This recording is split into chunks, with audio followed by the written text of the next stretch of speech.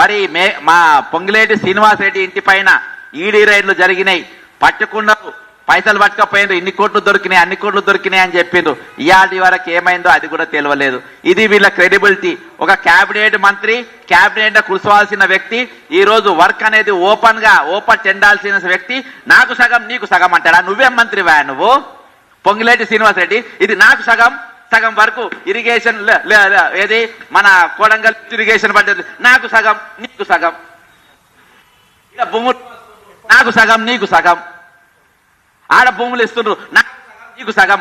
అసలు క్యాబినెట్ లో ఏ విధంగా పెట్టుకున్నారు కాంగ్రెస్ పార్టీ నాయకులు కొత్త మన సిగ్గున్నదా? ఇటువంటి దొంగలం పెట్టుకోని, ఇటువంటి 420 పెట్టుకొని కాంగ్రెస్ పార్టీ రోజు సిగ్గుపడాలి. రెడ్ హ్యాండ్ సంచులతో దొరికినటువంటి దొంగను ఈ రోజు ముఖ్యమంత్రిగా చేస్తున్నారు. 4 పార్టీలు తిరిగినటువంటి వ్యక్తిని నువ్వు మంత్రిగా చేసుకుంటావు. అటువంటి 4 పార్టీలు తిరిగినటువంటి వ్యక్తికి ఈ రోజు రెవెన్యూ మంత్రి ఇస్తావు. ఆ చేతిలో భూములు తీసుకుంటూ మాట్లాడావు, పైసలు ఎత్తుకపోతున్నాను తీసుకుంటున్నా మాట్లాడు.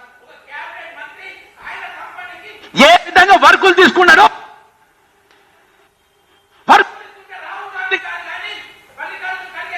ప్రియాంక గాంధీ గాని ఎందుకు మౌనంగా ఉన్నారు?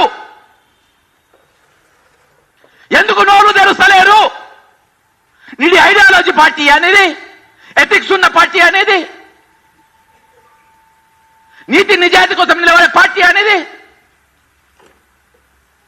అదాని నా శత్రువు అని ఎందుకు చెప్తావు? నువ్వు ఇక్కడ దోస్తానా ఎందుకు చేస్తావు?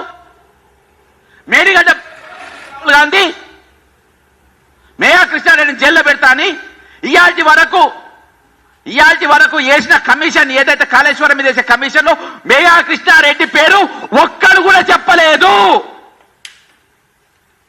ఒక్కడు కూడా ఆయన మీద కంప్లైంట్ ఇవ్వలేదు. కంప్లైంట్ ఇచ్చిన ఏకైక వ్యక్తి బక్క జెడ్సన్. మేయా కృష్ణారెడ్డి అనేతో పేరు చెప్పింది ఏకైక వ్యక్తి బక్క జెడ్సన్. ఈరోజు బాజాప్తా 10 మంది ఐఏఎస్ ఆఫీసర్లు దొంగలైనటువంటి వ్యక్తులు నవీన్ మిత్తల్ అసలు గల్లా ఎగిరేసుకొని తిరుగుతుంటే, నవీన్ మిత్తల్ అనేటోడు ఈరోజు లక్షల ఎకరాలు పీక్కపోయిండు. ఏం పీకింది కాంగ్రెస్ పార్టీ, కాంగ్రెస్ ప్రభుత్వం? ఈరోజు ధరణి పేరుతోని అనేకమైన రైతులను ఇబ్బంది పెడితే నవీన్ మిత్తల్ అనేటోడు జైల్లో పెట్టే బదులు ఏం పీకిండు రాహుల్ గాంధీ?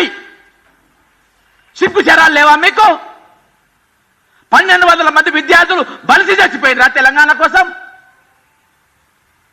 శ్రీకాంతాచారి అనేటోడు నవ్వుకుంటే కిరోసిన్ పోసుకొని ఎంతో చిరునవ్వుతోని బలిపీఠం ఎక్కింది దీనికోసమా? ఆంధ్రోలు దోసుకపోతున్నారు అని చెప్పిండు. దోసుకపోడుగా దోచి పెడుతున్నారు. ఈరోజు బీజేపీ నాయకులు సర్ది కడుతున్నారు, వాళ్లకు దోస్తాన చేస్తున్నారు. మొన్న అంటాడు ఆయన, విద్యాసాగర్ పుస్తకం తలాతోకలేదు ఆయన మాట్లాడితే, హైదరాబాద్ బ్రహ్మాండమైన ప్రోగ్రాం, ఇల్లు కూడా ఒకటి బ్రహ్మాండమైన ప్రోగ్రాం అంట. నేను ఛాలెంజ్ చేస్తున్న విద్యాసాగర్ రావు అనేటువంటి ఒక్కని ఇల్లు కూడా లేదు కాబట్టి భారీ డైలాగులు కొట్టిండు. ఇల్లు ఉంటే అర్థమయ్యేది. ఈరోజు చాలా బాధతోని, చాలా వేదనతోని దాదాపు కొన్ని రోజుల పాటు సేకరించినటువంటి డాక్యుమెంట్లు ఛాలెంజ్ చేస్తున్నా తెలంగాణ పోలీసుకు, ఛాలెంజ్ చేస్తున్నా. మీకు పారదర్శకంగా చేసే డ్యూటీ చేసే దమ్ముందా? మీకు దమ్ముందా? ఏసీబీ అడిషనల్ డైరెక్టర్ కు డీజీకి సవాల్ చేస్తున్నా, నీకు దమ్ముందా? ఏసీబీ గారికి దమ్ముందా? డీజీపీ తెలంగాణకి దమ్ముందా? దీనిపైన ఎంక్వైరీ చేసే దమ్ముందా? జైల్లో వేసే దమ్ముందా? ఈ దమ్ము స్వీకరించగలిగే ఏకైక వ్యక్తి కొత్తగూడ శ్రీనివాసరెడ్డి ఉండే, కనబడకుండా చేసిండు.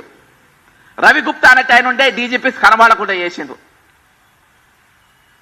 అడుగులకు రాజకీయ నాయకులు అడుగులు మడుగులు పోలీసులను తీసుకొచ్చుకొని ఈరోజు అధికారులుగా పెట్టుకున్నారు. ల్యాండ్ సెటిల్మెంట్ బాజాప్తా జరుగుతున్నాయి. ఇది ఏందని ప్రశ్నిస్తే రాచకొండలో నా మీద కేసు. ఎక్కడ జరుగుతుండవు సెటిల్మెంట్లు? ఎక్కడ జరుగుతలే భూములు గుంజుకున్నాడు? ఆలోచించాలి తెలంగాణ సమాజం, పాత్రికా మిత్రులు ఆలోచించాలి.